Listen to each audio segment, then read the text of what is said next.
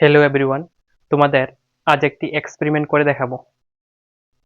এটা একটা কমলা, সকলেই চিনবে। এখন ঠান্ডার দিনে ভালো পাওয়া যায়।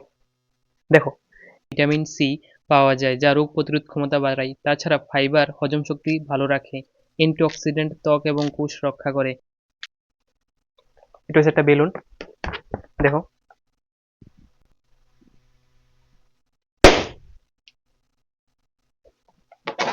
কিছু করছি না, দেখো।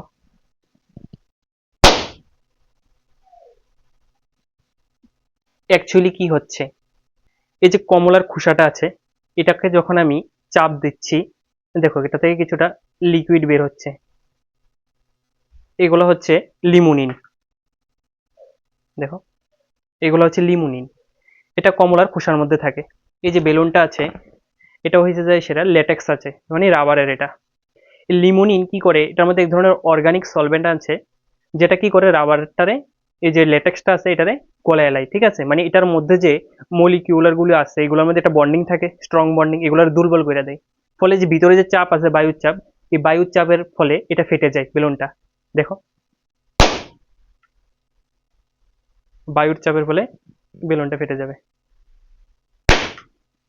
এটা শুধুমাত্র লিমোনিনের জন্যই হয়েছে।